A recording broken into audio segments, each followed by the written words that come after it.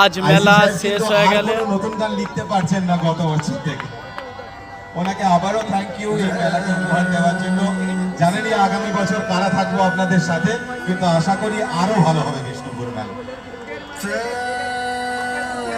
Thank you সবাইকে।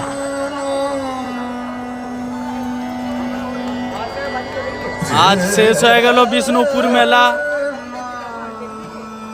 অগ্নিকাণ্ড দিয়ে শেষ করে দিলেন আমাদের বিষ্ণুপুর মেলা।